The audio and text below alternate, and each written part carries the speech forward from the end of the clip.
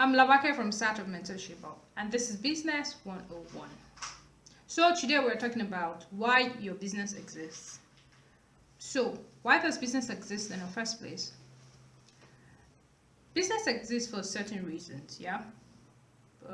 Usually to achieve a set of specific goals or objectives, and then sometimes, not sometimes, always you need to. These objectives are carefully considered, yeah. They're carefully considered, they're written down, they're debated on, depending on how large your team is. And then a business is actually created to achieve goals that you have decided. So you decide, yeah, you want to start a business, you decide the goals. This reason is usually achieve a set of objectives, specific goals, and sometimes these objectives are carefully considered. Like I said, they're debated depending on how large your team is, and depending on also who is funding your business. You need to go back and forth. If you have like investors' money or your family's money inside and they want return, you need to debate it. So you can absolutely also rely on God feeling and God feeling and power knowledge. Why making all those judgments, making all those decisions. But don't forget to keep the vision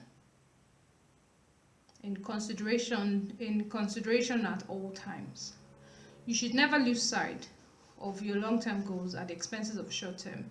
When you have set your business objective, it's important to keep the focus. You need to know what your business goals are 10 years, 20 years. If you plan to to stay long for that time, if you're not just in fun. So once you've done all of this, managing the business will come as much as less complicated. So you know what the objectives are, you know what the business goals are. And then another part that I need to touch is understanding business limitations. Yes, you're excited about this idea. After having clearly defined the business objective, it is highly important for you to look for possible loopholes and different limitations that your business would likely face. Yeah. This limitation can be in terms of anything from financial to capital to market shares to human resources, how you're going to hire your people, how you're going to build your team.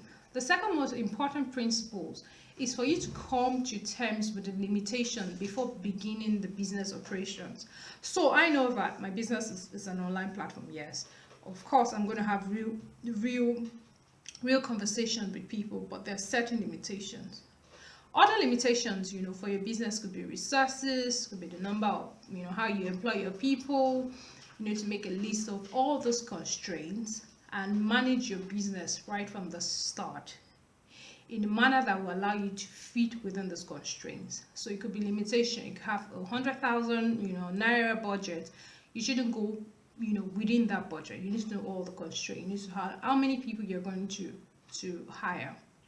Another aspect of the business is scheduling.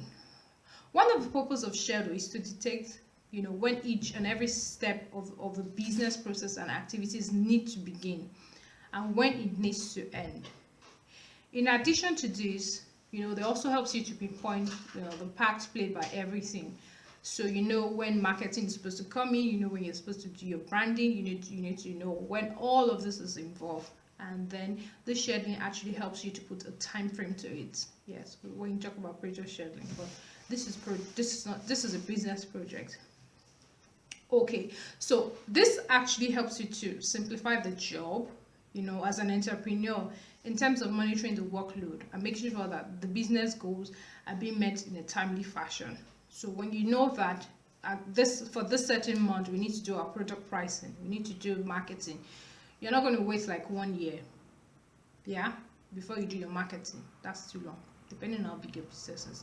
Another aspect is business process. The first factor to learn is to learn from mistakes that you've done in the past, yeah, to know what techniques you've used in the past that has helped you reach where your business is. Previously failed processes and activities can be included in these processes. It is, it gives you a good idea of what has worked in the pattern and what has really not worked. So you need to make a list of the things you did right and the things that you did wrong. So if your marketing campaign was wrongly done, you need to know, okay, we have to do a new marketing campaign, yeah.